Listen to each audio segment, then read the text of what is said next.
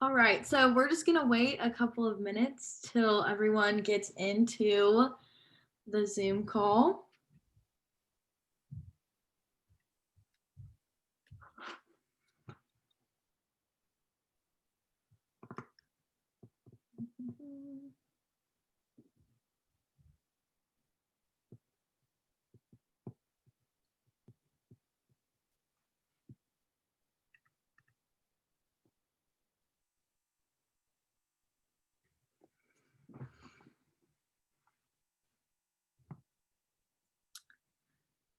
Okay, so let's get started. My name is Sophia Mayfield, and I am a social media student intern here at Fashion Mingle. We're so excited to have Natalia Trevino Amaro with us here today to tell us a little bit about sustainable and ethical fashion. If you haven't already, make sure you create a Student Mingle profile at www.fashionmingle.com/studentmingle. By doing so, you can get access to people like Natalia and create connections with fashion industry professionals. We will also be doing a Q&A at the end, so send in your questions throughout and we will get to them at the end. Okay, great. So we are live on Facebook. Hi, everyone. I'm Sarah Daskerty, and I'm the Communications Assistant Intern here at Fashion Mingle. We are so excited to have Natalia today, and thank you all so much for tuning in. Natalia, would you like to introduce yourself? Yes. Hi, I'm Natalia. Thank you for having me. I recently graduated from the Fashion Institute of Technology in May with a degree in fashion design, and I have my own sustainable ethical brand. So Awesome. So what exactly did you major in when you were at school there? So my actual major is international fashion design because I did a year in Italy and a year in New York, so it counted as an international degree, but it is just fashion design, really. Wait, that's awesome. Will you tell us about Italy? I love that. Yeah, What kind of of things were you course. doing? It was kind of super random when I applied to FIT. I was sending in my application and like at the very end, it like tells you to kind of verify like what major you're applying for or whatever. And it was like the drop down menu was like fashion design or fashion design in Italy. And I was like, that sounds really cool. So I clicked it. I was like, oh, sure, I'll go for Italy. Like, why not? Which is so funny because I didn't even tell my parents that I applied to Italy, but I did. But yeah, they basically have a program with the top fashion school in Italy called Palamoda, and it's in Florence. But you can do a year there and then like a year in New York and then get your degree that way. So that is what I did. It was super fun. So I spent my freshman year in Italy and then my sophomore year in New York. Wow, that's awesome. So like what really inspired you to go for that and go into the fashion industry and business? So fashion has been like one of those things I've just always been into. I don't really have much of a moment I can like pinpoint it back to, but I kind of fake that I do. Like I used to live in Mexico and I used to have to wear uniforms to school. So when we moved to the US and like I went to like a public school and I could wear whatever I wanted, I was like, wow, fashion, that's so cool. So like ever since then I've just always been into it. Like I've always been a very artistic kid. I've always been in like the performing arts and all the arts you could possibly be in. But I started learning to sew in high school. My freshman year, my high school offered a fashion class. It was really just a sewing class. Like it wasn't like illustration or anything. It was just straight sewing. But yeah, I found that that was something I really loved. And the more I looked into it, the more I realized I could actually pursue that. Cause like I kind of knew I wanted to do that, but I was always like, oh, that's like a dream job, not like a legit job you could have. Cause like I feel like everybody has that like dream job of like, I don't know, being a singer or like an actress or whatever. But it's not like a normal job per se. But I looked into it a lot and then I realized I could like actually do it. And it's like actually a thing you can study and go to school for and like succeed in. So that was kind of when I really got into it was high school, and then I just kind of went from there. That's awesome. So what does sustainable and ethical fashion mean to you? And how did you decide that that was something you wanted to work towards? So, sustainable and ethical fashion is honestly like pretty relatively new, I would say. At least for me, I was like the biggest fast fashion like fanatic all throughout high school. Like I never repeated an outfit. I was that kid.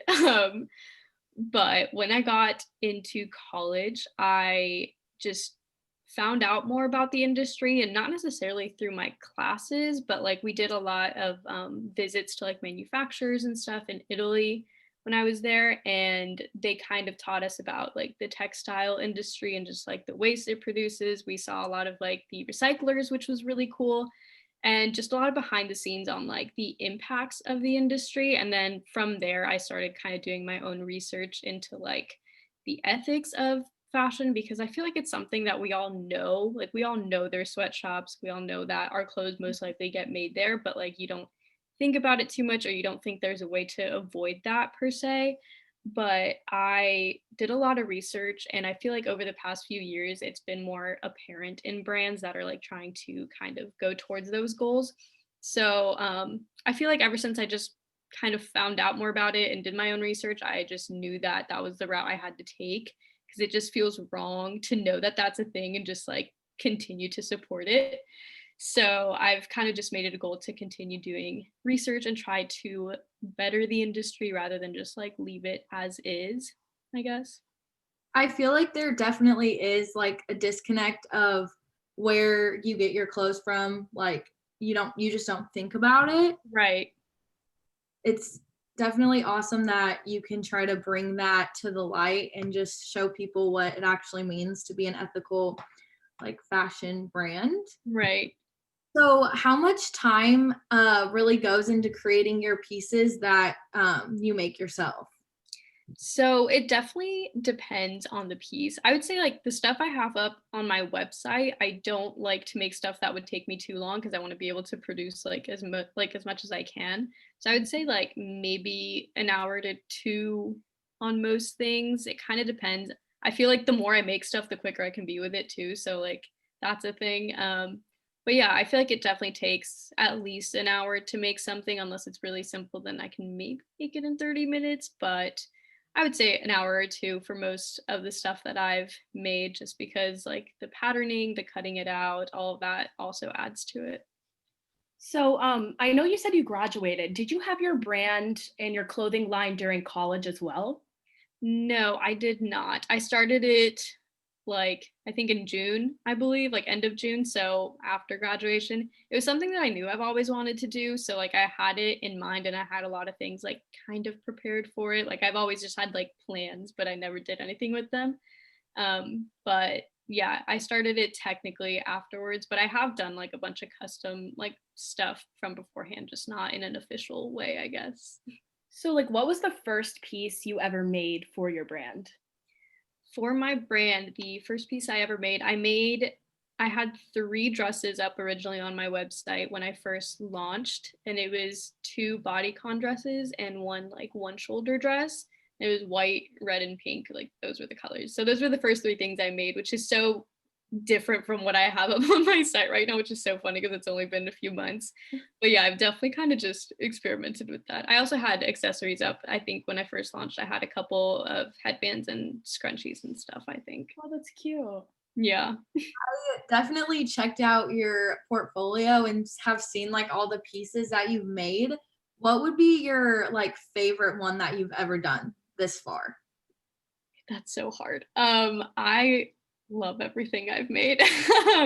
I really love making gowns and just like really big dramatic things that I will never wear anywhere.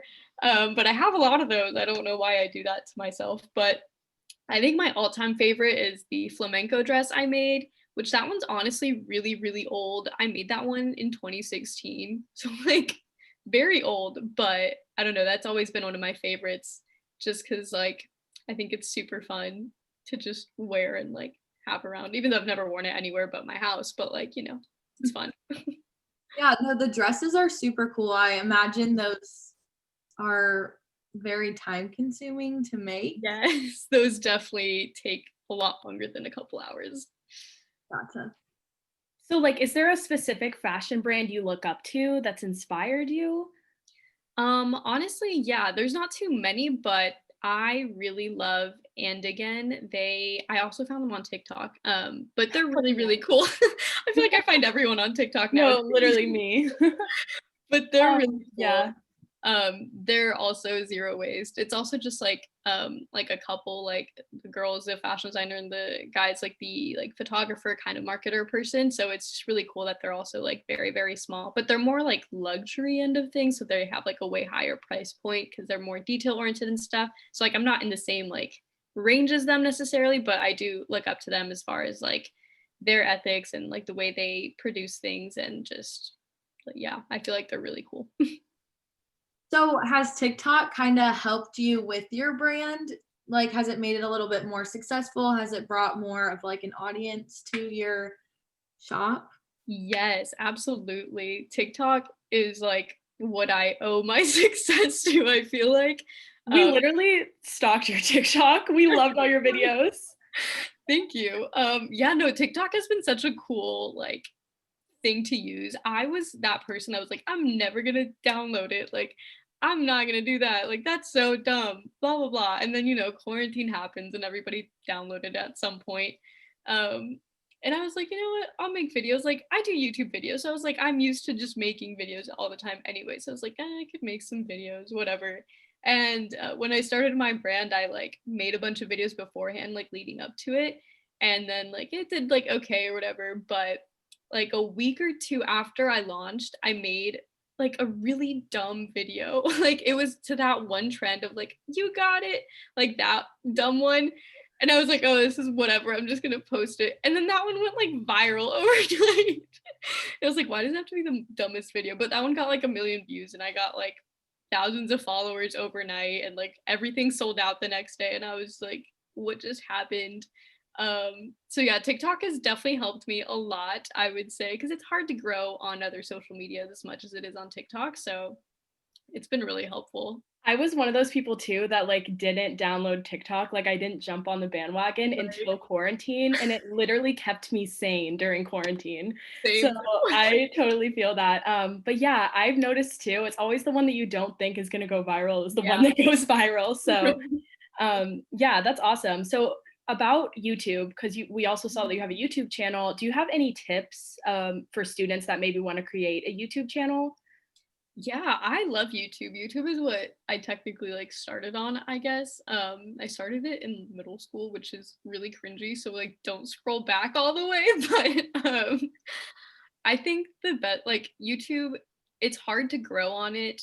Um, but I think that it should just be like a fun thing. You should just be really authentic on it, like not try to copy anybody's like editing style or not put like a fake persona up on the internet. I feel like it's a lot about just authenticity, especially nowadays, because people, at least I really love watching vlogs or just like daily life of people. I don't know why that's so I entertaining to love me. Days in the Life. Right, like I just love like watching those. watching people, I don't know, cook or whatever, like just random stuff, like nothing super edited and like whatever.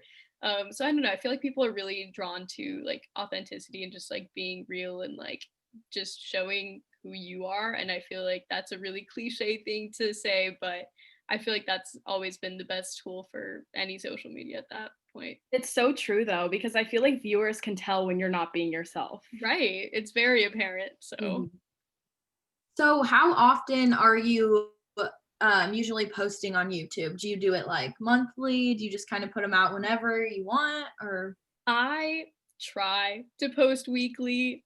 It's hard. I feel like I go through like phases of like I do really well for like a good month or two of posting weekly and then I miss one and then it becomes two and then like. But I like try to get myself to post once a week, if not at least once every 2 weeks. Mhm. So that's like somewhat my schedule, I guess. Gotcha. Nice. So what are some pieces of advice you would give fashion designers that are just starting out?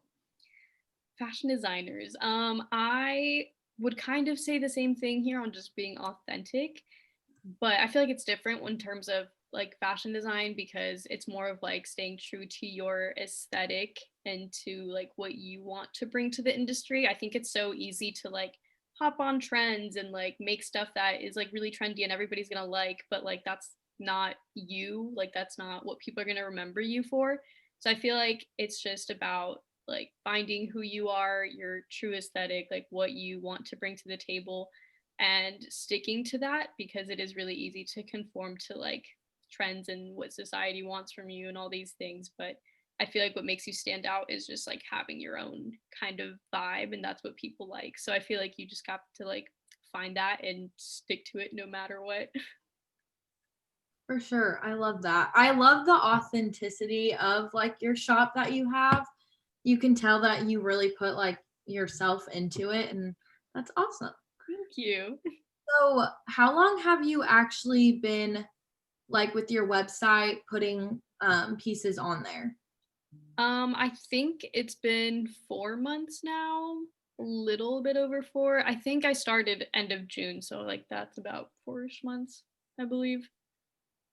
So in terms of advertising, do you have any influencers that help you promote your brand? Or do you like work with any other brands or? I have sent stuff out to like micro influencers before, but I don't like have any like set relationships with people or anything. I would like to, but I feel like I'm still trying to find people that like match my brand exactly, because I feel Right. like I want to be with people who like support ethical and sustainable fashion, but like not everyone does. So it's like it's hard to find somebody you'd like click well with in that sense. But I And it's have going tried. back to being like authentic because you don't want to just work with Right. anyone, you know? Exactly. Like I don't just want to get like the most famous like person to work with me if they're not going to support the same stuff I support. Like it just doesn't make sense. So I think I'm still kind of on the hunt for the ideal influencers, but I have technically worked with people and sent stuff out, but nothing big. Yeah. I think like slowly as like you bring more of like an audience to like understanding sustainable fashion and like getting to reach people's like kind of just their hearts about it, like I feel like then maybe it'll grow a little bit more and you'll keep Right. that like niche of people that really are Yeah. seeing what you stand for. Um, so I know we talked about TikTok and quarantine and everything. Did you see like COVID affecting your brand at all? Like did it slow things down for you?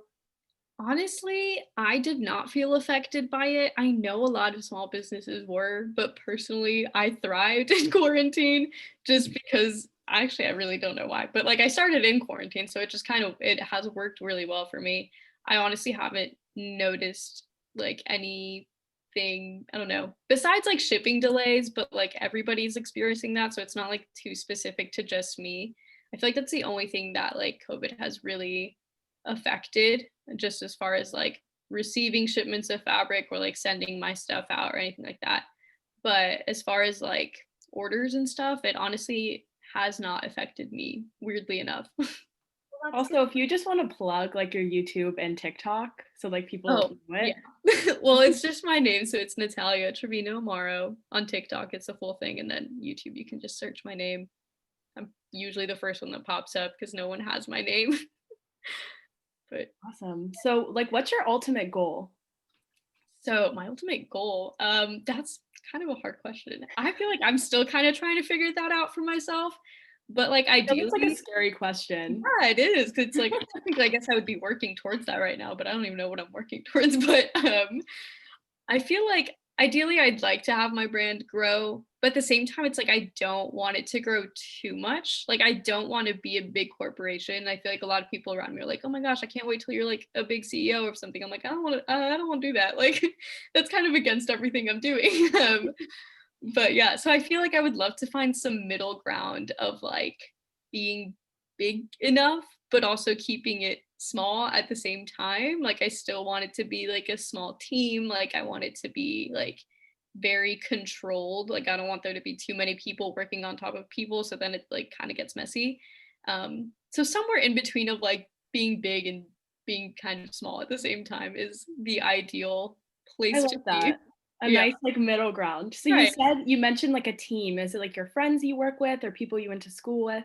I don't technically really have a team. I have like some friends that help me out. Like one of my friends helps me with like a lot of my photography and videography and stuff like that. And I've had a few people come help me sew sometimes, but I just feel like I'm the kind of person that likes to be in control of things all the time. So it's really hard for me to ask for help from people. And like I like to do everything myself. So like I'm not to a point where I need the help yet, but like eventually I would love to have like an actual team of like seamstresses or even like social media management, because it's really hard to manage all that by myself too. So even like those little things, like eventually I would like to have a team, but currently just me. There definitely is a big difference with like small businesses and corporations. Mhm. Kind of just as like a fun question, is there anyone that you would like dream to work with? Like if you could maybe like collab on a project or something with? I don't know. I feel like back in the day, if you would have asked me, I probably would have had a billion people I would have wanted to collab with. But like now I find it so difficult to find people that have the same morals as I do in business, that it would just be really hard to like authentically collab with, whether it be like a brand or a person. But I would love to if I find somebody. But like even like brand wise, like I feel like back like a few years ago, if you would have asked me like if I collabed with Chanel, I would be like on top of the world. Like that would be the coolest thing ever. But like now I'm like, they don't technically fit my ethics, so that wouldn't actually work. Like at the same time, that would be really cool. But like also, I don't know. So I don't really have too many in mind, to be honest. Mhm. Is there any tips that you could give like the viewers to like shopping sustainably or like shopping ethically? Like what would you Yes. I think it's difficult because obviously ethical, sustainable fashion is always going to be more expensive because people are paid fairly.